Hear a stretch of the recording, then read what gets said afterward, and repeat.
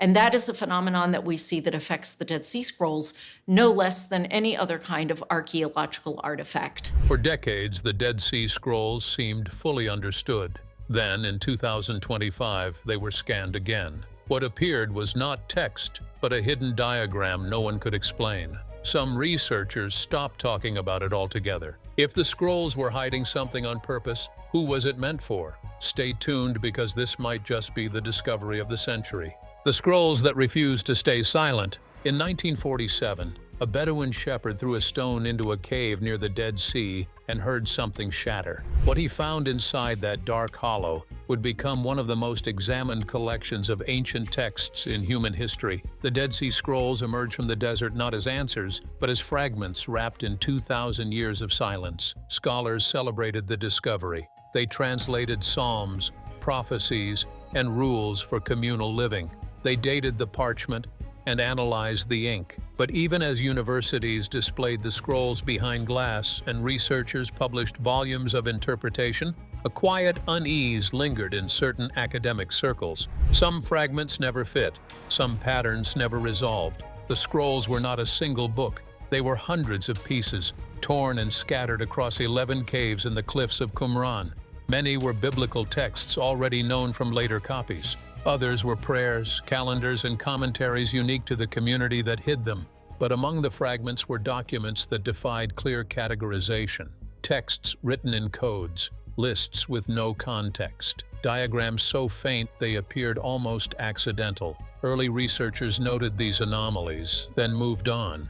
The scrolls were fragile, the work was urgent, there were clearer mysteries to solve. Decades passed. The fragments were photographed, cataloged, and stored in climate-controlled facilities. New technologies emerged. Infrared imaging revealed letters invisible to the naked eye. Multispectral scanning uncovered text on parchment too damaged to read by traditional methods. Each advancement brought fresh insights into the lives of the people who wrote these scrolls, but it also brought something else: evidence that not everything on the parchment had been seen. Scholars began to notice layers, places where ink sat above older markings, spaces where the writing seemed deliberately interrupted, as though the scribe had paused to avoid covering something already there. By the early 2000s, whispers circulated in certain departments. Researchers who spent years with the scrolls began to describe a feeling they could not quite articulate, a sense that the fragments were incomplete not because time had destroyed them, but because they had been designed that way. Some believed the scribes of Qumran had hidden meanings within meanings, embedding knowledge that only future generations with better tools might extract. Others dismissed this as academic romanticism. The scrolls were ancient, they were sacred. They were not puzzles engineered for distant eyes, but the anomalies persisted. In 2008, a research team in Jerusalem reported faint geometric shapes on a fragment previously classified as blank. The shapes were not drawn. They were impressed into the leather, as though traced with a stylus before ink was ever applied. The discovery was noted in a footnote and forgotten. In 2012, another team found repeating symbols in the margins of a text about ritual purity. The symbols did not match known alphabets. They were cataloged as decorative marks and set aside. Each time something strange surfaced, it was explained away. The scrolls had been written by an isolated community. They had their own customs, their own notations. Not everything needed to mean something, but the feeling among those who worked closest to the fragments grew harder to ignore. The scrolls had been hidden deliberately, sealed in jars, buried in caves, preserved through catastrophe and conquest. What if they were meant to be found later? What if the scribes who wrapped them in linen and darkness knew that one day tools would exist that could see what human eyes in the first century could not? By 2020, the question was no longer whether hidden layers existed. The question was whether anyone was ready to look for them. Imaging technology had advanced far beyond what seemed possible even a decade earlier. Machines could now peer beneath ink, through parchment, into structures so faint they might as well be ghosts. The scrolls had been scanned before. They had been studied, debated, and displayed, but they had never been truly silent. They had been waiting, and in 2025, someone finally listened. The 2025 Rescan Project. The decision to rescan the Dead Sea Scrolls was presented as routine preservation. Institutions holding fragments announced a joint imaging initiative in early 2025, citing advances in spectral analysis and machine learning. The stated goal was simple: create the most comprehensive digital archive of the scrolls ever produced, ensure their survival for future generations, fill gaps in damaged sections. The language was careful, the tone was academic, but the timing raised questions among those who understood what new technology could actually do. The project operated across multiple facilities: Jerusalem, Paris, London. Each location housed its own collection of fragments, and each fragment would be subjected to imaging protocols far beyond anything attempted before. The equipment was expensive, the process was slow. High-resolution sensors captured light across wavelengths invisible to the human eye. Algorithms analyzed reflectance patterns, identifying ink compositions, tracing fibers in the parchment, mapping every microscopic variation in texture and density. The machines did not just photograph the scrolls, they dissected them layer by layer without ever touching the surface. In the beginning, the work proceeded exactly as expected. Faded letters became legible. Damaged edges revealed partial words. Researchers reconstructed sentences that had been lost for 2 millennia. Each success was documented. Each fragment was cataloged. But by late spring, something shifted. Technicians began reporting inconsistencies in the imaging data. Patterns that did not align with known text, structures that appeared only under specific wavelengths. At first, these were dismissed as artifacts of the scanning process: noise in the data, shadows from uneven lighting.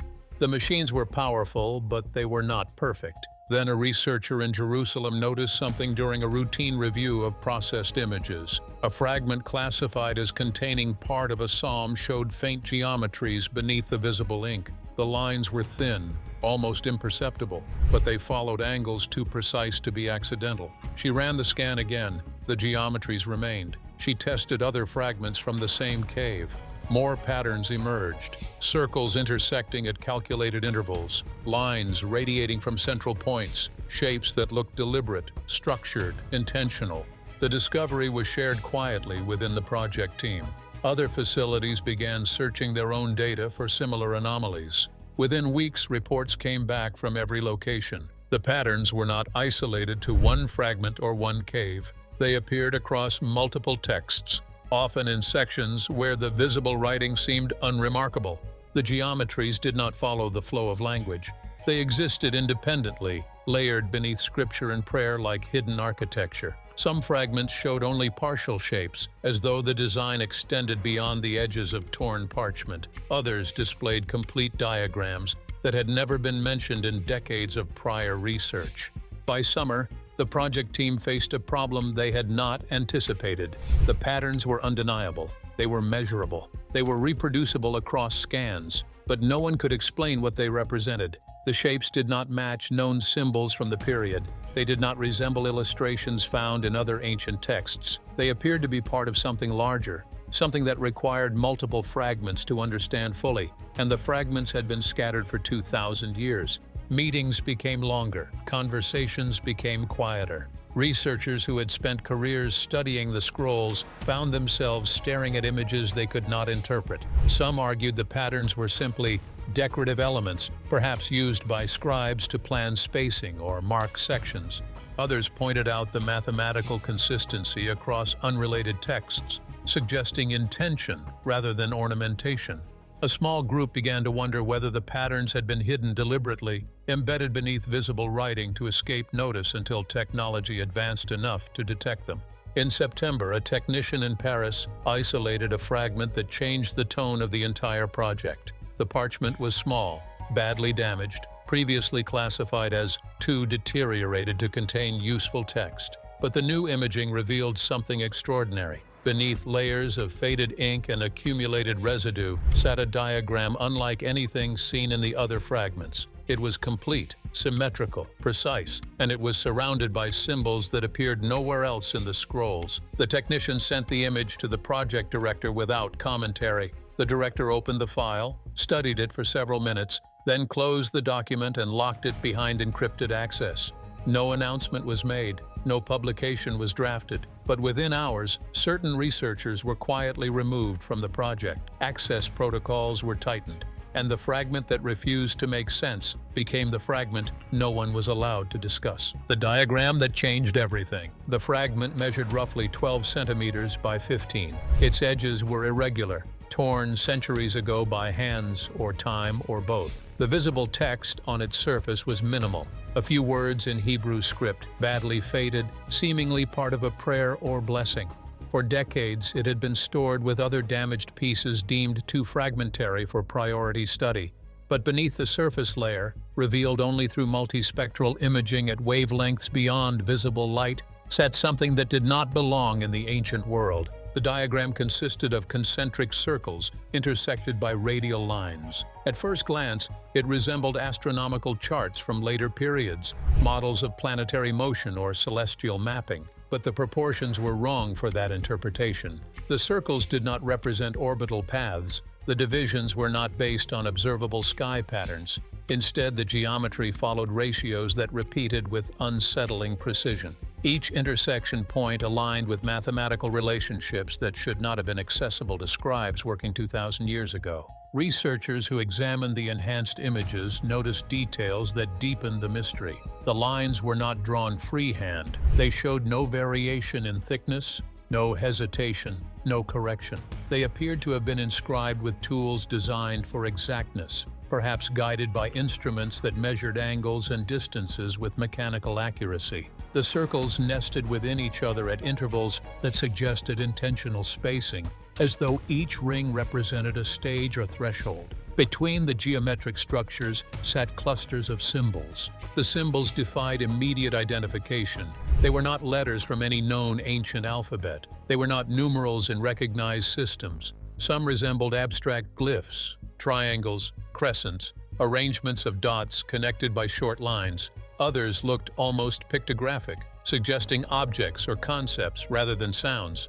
A few appeared to be incomplete, as though the fragment preserved only part of a larger symbolic vocabulary. Researchers compared them to databases of ancient writing systems. No matches emerged. The symbols existed in isolation, bound to this diagram and nothing else in recorded history. What made the diagram truly disturbing was its relationship to other fragments. When researchers began cross-referencing the imaging data, they discovered that pieces previously thought unrelated contained partial versions of the same geometric patterns. A fragment from Cave 4 showed a quarter circle with identical radius proportions. A scrap from Cave 1 displayed 3 intersecting lines at angles matching those in the complete diagram. A damaged scroll edge revealed symbols that aligned perfectly with clusters in the central image. None of these fragments had been found together. None had been classified as connected, but the imaging proved they were pieces of something designed to function as a whole. The possibility emerged that the diagram was never meant to exist on a single parchment.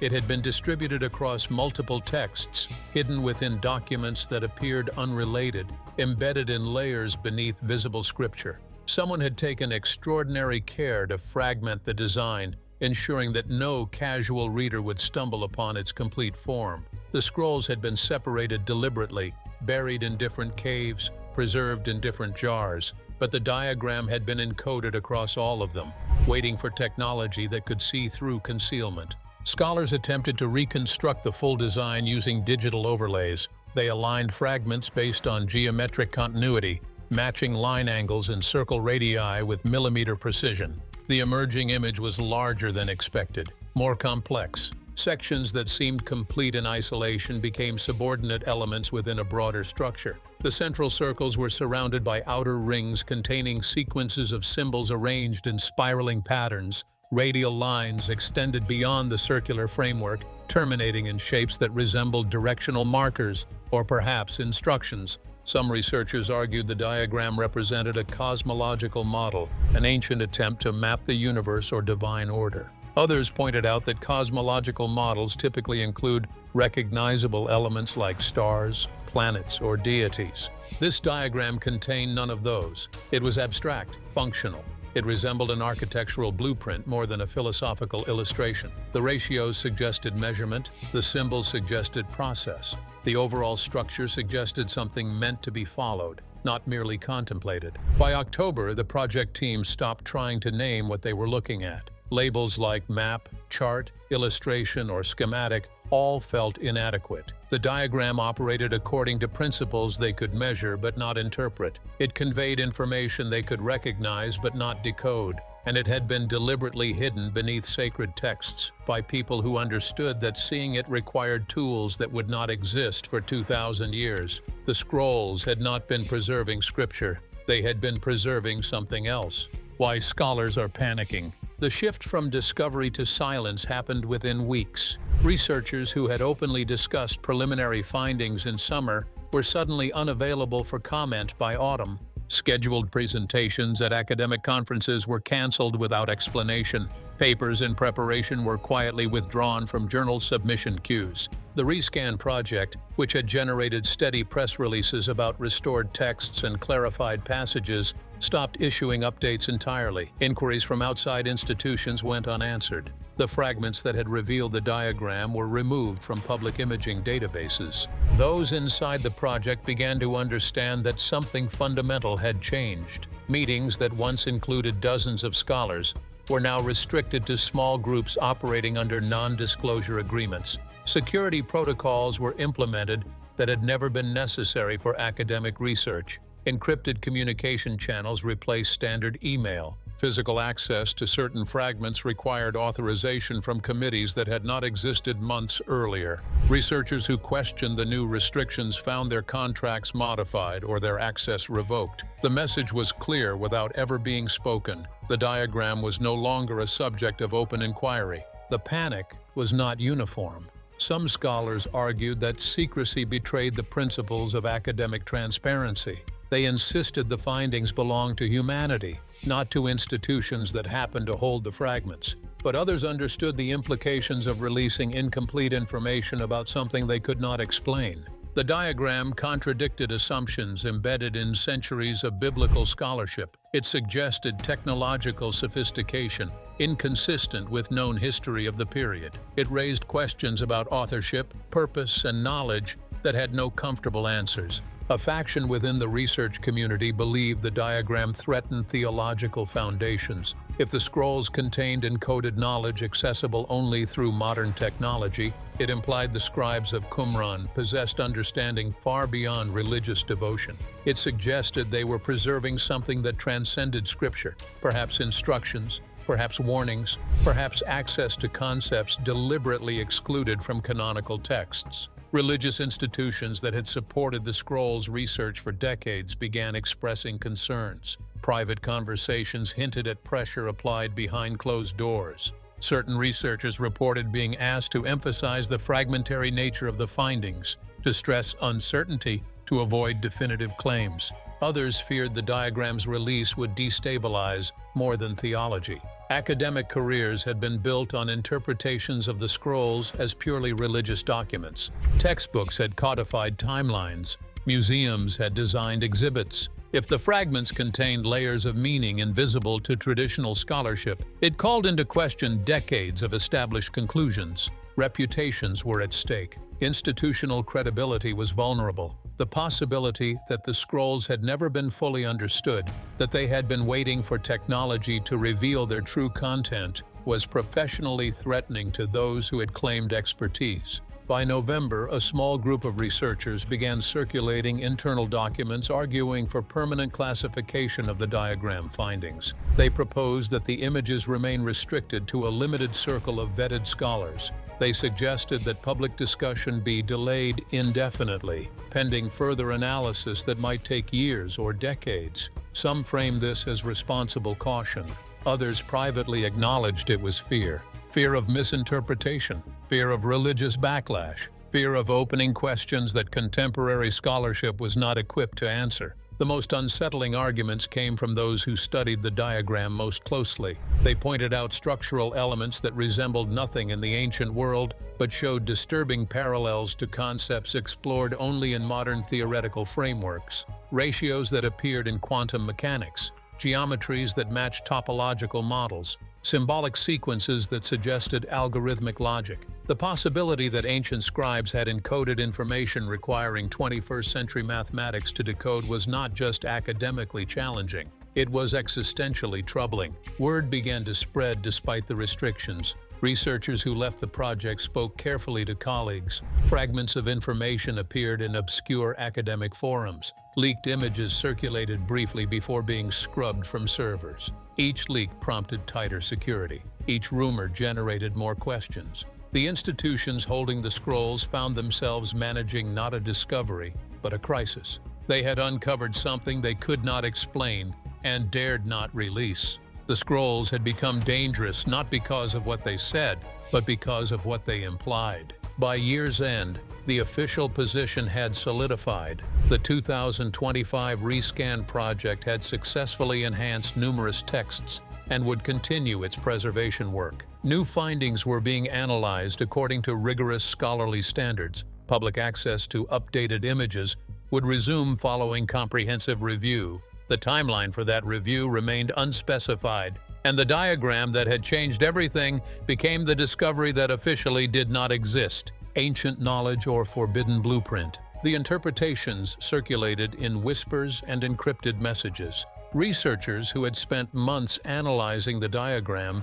began forming theories they hesitated to articulate in official channels. The geometry was too precise to be symbolic. The ratios were too consistent to be decorative. The distribution across fragments was too deliberate to be accidental. Whatever the diagram represented, it had been designed with purpose. The question was what that purpose might be. Some believed they were looking at a map, not of geography, but of something else. The concentric circles suggested layers or levels.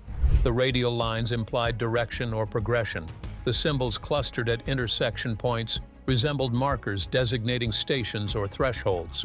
One researcher proposed the diagram mapped spiritual ascent. A visual representation of mystical stages described an esoteric Jewish text from the same period. But others noted the mathematical precision contradicted mystical traditions. Mysticism dealt in metaphor. This diagram dealt in measurement. Another interpretation suggested the design encoded a calendar system far more sophisticated than known ancient timekeeping. The nested circles could represent cycles within cycles, days within months, within years, within larger astronomical periods. The symbols might denote celestial events or ritual observances aligned with movements invisible to naked eye observation. But attempts to correlate the diagram with known calendrical systems from the Dead Sea Scrolls failed. The numbers did not match. The patterns did not align. If it was a calendar, it measured time according to principles no one recognized. A smaller group pursued a more disturbing possibility. They noted that certain geometric relationships in the diagram resembled architectural proportions found in sacred structures, temples, sanctuaries, spaces designed for ritual transformation, but the proportions exceeded anything built in the ancient world. The ratios suggested dimensions that would require construction techniques unavailable to first-century communities. One archaeologist pointed out that if the diagram was a blueprint, it described something that had never been built, or perhaps something that was not meant to be built with stone and wood. The symbols presented their own mysteries. Linguistic analysis revealed patterns consistent with instructional language rather than narrative or prayer. The glyphs appeared in sequences, suggesting steps or stages. Some researchers compared them to alchemical notation from later periods, noting structural similarities in how symbols combined to represent processes rather than objects. But alchemy emerged centuries after the scrolls were written. References to excluded texts began surfacing in private discussions. The Book of Enoch, preserved in fragments at Qumran, described forbidden knowledge revealed by angels before the flood. The Book of Jubilees outlined cosmic architecture and divine measurements. Other apocryphal writings referenced diagrams and instructions deliberately withheld from common teaching.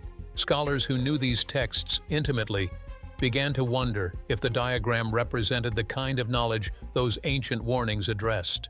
Information considered dangerous, wisdom meant to remain hidden until conditions allowed its safe revelation, or until revelation became unavoidable. The most unsettling interpretation came from a researcher with a background in systems theory. She suggested the diagram was not describing a place, a time, or even a concept. It was describing a process. The circles represented phases. The symbols denoted actions or transformations. The geometric precision ensured repeatability. If her analysis was correct, the diagram was a set of instructions, but instructions for what remained unclear. The process had no obvious beginning, no clear endpoint. It seemed designed to loop, to cycle, to repeat under specific conditions that the symbols might specify, but contemporary scholarship could not decode. Parallels to forbidden knowledge became harder to ignore. Throughout history, certain texts had been suppressed not because they were heretical, but because they were considered dangerous in practice. Grimoires claiming to summon entities, treatises describing transformative rituals, manuscripts outlining procedures that required precise execution to avoid catastrophic results. The diagram bore structural resemblance to these documents. It was not devotional, it was operational. By winter, researchers stopped asking what the diagram represented and began asking what it was for. The distinction mattered. A map shows you where something is. A calendar tells you when something happens. But a blueprint tells you how to build. A formula tells you how to create. An instruction set tells you how to activate. The scribes who embedded this diagram beneath sacred scripture had gone to extraordinary lengths to preserve it intact while keeping it invisible. They had not hidden it from enemies. They had hidden it from time itself, encoding it in fragments that would only reveal their purpose when future generations possessed tools capable of seeing what ancient eyes could not. The scrolls were not preserving belief. They were preserving a method. What happens if the diagram is understood? The question haunting closed meetings and encrypted exchanges was never whether the diagram could be decoded. It was whether it should be. Full understanding required assembling all fragments, correlating every symbol, mapping every geometric relationship to its complete context. The technology existed. The fragments were accessible. Researchers possessed the tools to reconstruct the entire design and subject it to computational analysis that might reveal patterns invisible even to expert examination. But each step toward comprehension brought a corresponding increase in institutional resistance. Some argued that incomplete knowledge was more dangerous than ignorance. Partial understanding of a complex system could lead to catastrophic misapplication. If the diagram was indeed instructional, if it outlined a process requiring precise execution, then attempting to follow it without grasping the full design might produce consequences the ancient scribes had deliberately tried to prevent. The fact that the diagram had been fragmented and hidden suggested it was never meant to be reassembled casually. Perhaps the scribes understood that knowledge of this kind carried inherent risk.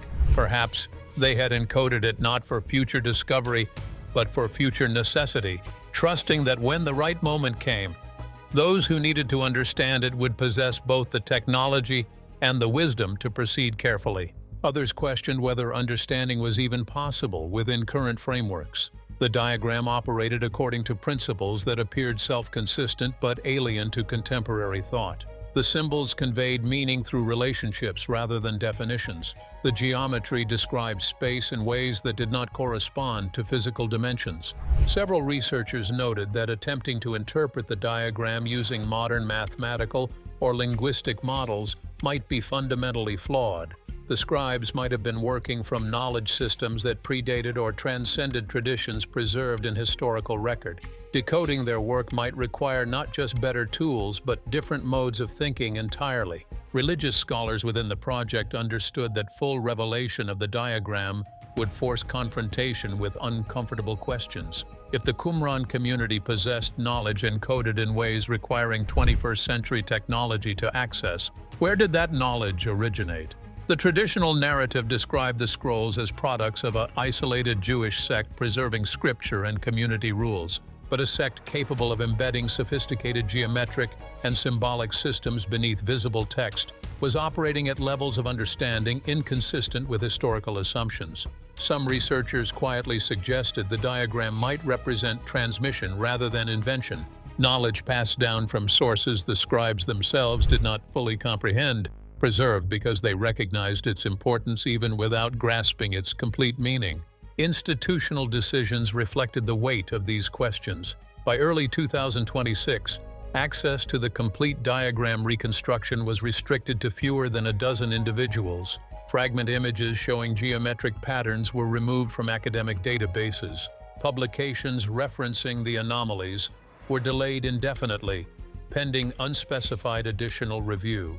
Researchers who had dedicated years to the scrolls found themselves sidelined from the most significant discovery in the text's history. The justification was always the same. Responsible scholarship required caution. Premature release of unverified interpretations could mislead the public and damage academic credibility.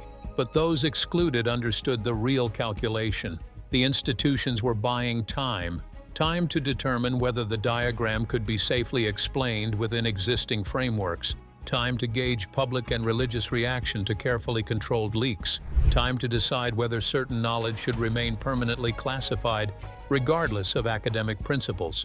The precedent was troubling. If discoveries could be suppressed because they threatened established narratives, then scholarship became an exercise in confirmation rather than inquiry. Meanwhile, the diagram itself remained unchanged.